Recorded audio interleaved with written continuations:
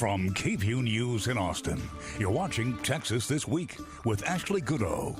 Good Sunday morning. State leaders are getting called out and caught up in the impeachment inquiry of President Donald Trump. Let's get to the three things you need to know in Texas politics.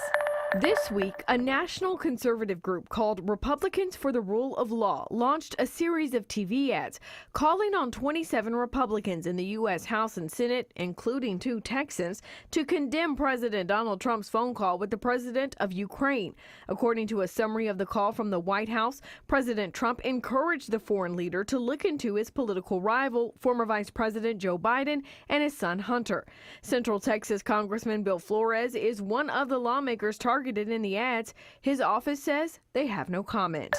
Former Texas Governor, now U.S. Energy Secretary Rick Perry is also in the crosshairs of the Ukraine scandal. Democrats conducting the impeachment probe subpoenaed Perry for documents related to his role with Ukraine and whether he was involved in decisions to withhold military aid. President Trump has said Perry teed up the call. A spokeswoman for Perry says he wanted the president to discuss energy issues.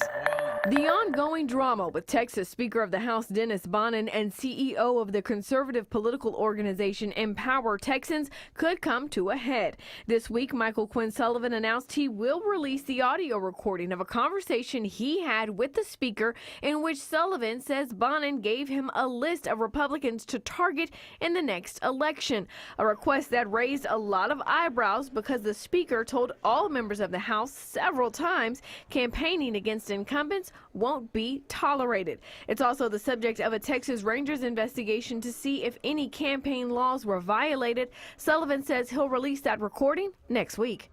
We are gearing up for the 4th Democratic presidential debate. It happens Tuesday in Ohio, and this time around, there will be 12 candidates on stage, but there are a total of 19 Democrats running for president.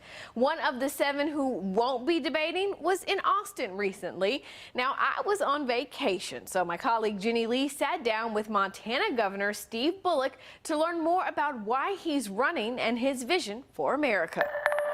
Tell us a little bit about yourself and why you want to become president of the United States. Montanan, born and raised, served as Attorney General before becoming governor. In 2016, I was the only Democrat in the country to actually get reelected in a statewide race in a state where Trump won. And he took Montana by 20, I won by 4. 25 to 30% of my voters voted for Donald Trump.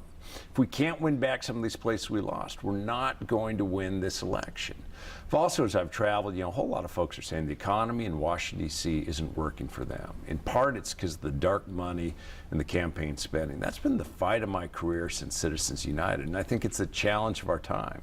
So someone that comes from someplace other than Washington, D.C., where I actually have to get things done, someone that balances a budget, someone that actually works with Republicans. My legislature's majority Republican. We've been able to get progressive things done. I think that's how we both beat Donald Trump and get Washington, D.C. working for all of us again. Well, speaking of Donald Trump, his time in office has been described as unprecedented. We heard that term a lot during this past week as that whistleblower report has come out. Now, where do you stand on the impeachment inquiry against the president right now? I didn't want to let the next year and a half be all about Donald Trump. When I'm out there talking to folks, they're worrying about their health care. They're worrying about can they keep the job.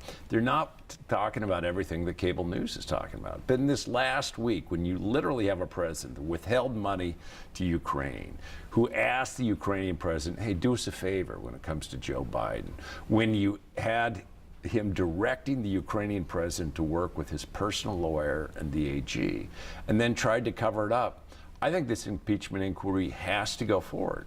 Now, it's not necessarily, I think, the best thing politically, but I think for the sake of our country, for this representative democracy, we have to actually go on with this. Having said all that, having said as controversial as he is, he's still very popular with his base. How do you go after that base and get that vote? Yeah, and that's where like 25 to 30% of my voters voted for Donald Trump. Not because I ever acted like him or followed his policy. People need to believe that government works and cares for you. And I show up, in the state of Montana, 4th largest state in the country. I don't have the luxury of just talking to those Democrats. I go all across. I listen. I try to respect the individuals. And I think what we have to recognize is even with this impeachment inquiry, whole lot of people are going to think, oh, this is just a setup against Trump. It's not real. I think the greatest challenge facing us as a country right now is the deep divisions that we have.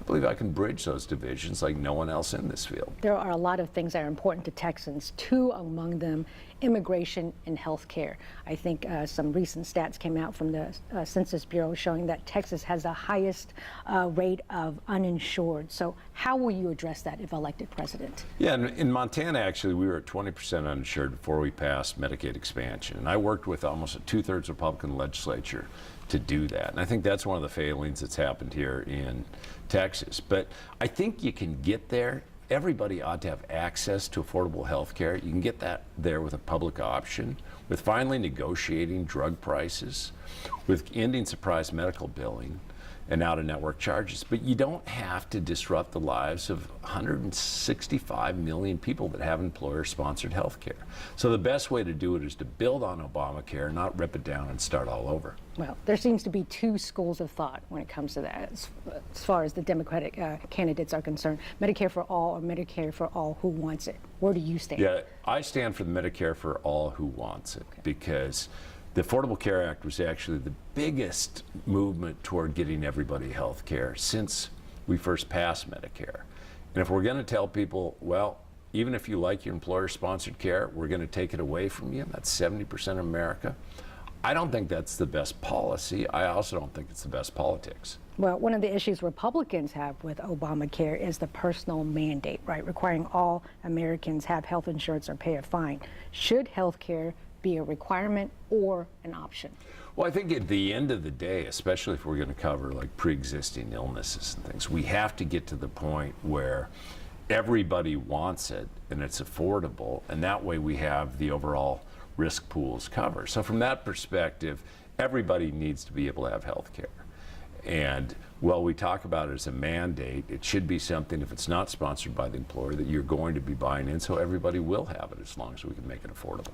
So the other issue important to Texans is immigration. Obviously, no quick fix here, but how would you tackle it if you become president? Yeah, I mean, we do need comprehensive immigration reform. We need to protect the dreamers, those in this country without documentation, 2/3 of whom have lived here over a decade.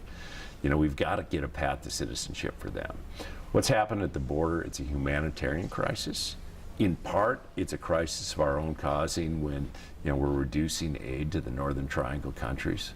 But we also have to recognize that the greatest problem right now with immigration, other than the bureaucratic challenges and things, is Donald Trump. He's using it to literally rip families apart and rip our country apart. You don't have to change the laws of entry into this country and things to actually fix that. Once we do that, once we get rid of Donald Trump and try to get back to some sanity, because there was almost bipartisanship on immigration reform not that long ago, I think we can fix this. August was marked by tragedy here in our state by the two mass shootings. What would you do to prevent something like this from happening again? And we need to start looking at this as a public health issue, not as a political issue. Look, I'm a gun owner, I hunt, like 40% of American households, right? I own guns, but I'm also a parent. And I'm tired of lowering the flags for these mass shootings. This is but one example. If we looked at it as a public health issue, we know what to do. Universal background checks, red flag laws, some safe storage laws. And not even a Dick's or Walmart sells assault weapons anymore. They're not used for hunting. They're not used for self-defense. There's no reason we're selling them anymore either. But the difference is, when I was growing up, the NRA, it was a gun safety, shooting, and a hunting organization. Now it's just a dark money-fueled political organization to drive us apart. Think about it, that right after Parkland, Donald Trump said, universal background checks, we should do this. And the vast majority of NRA members believe in those as well. The minute right after he talked to the head of the NRA, he walked backwards. He did the same thing after El Paso as well. So there's 30 million reasons why we're not making any progress. That's the 30 million bucks that the NRA spent on his election. And I think it's time for folks like me too, gun owners, to say, we need some change. We need to look at this not as a political issue, but really as that public health issue. Governor Bullock, you're in a very large and crowded field. We didn't see you in the last debate. Just why should people vote for you? Yeah, it's the only one that's actually won in Trump state. I can win back the places that we lost. As someone who's actually bridged divides with the Republicans to get progressive things done, being outside of Washington, D.C., I think I can get government to work again. And as someone off the coast, like our path to victory isn't just through the coast, it's through those places that we lost last time. And finally, you know, we now have 22 states in this country that are completely controlled by Republicans in both state houses and the governors. And if the Democratic Party can't compete everywhere in this country, we're not going to be able to make the meaningful change like getting Medicaid expanded here in Texas. You can find more information on Governor Bullock's platform on KVUE.com. That's Texas This Week. Now here's what's coming up at 9 a.m. on This Week.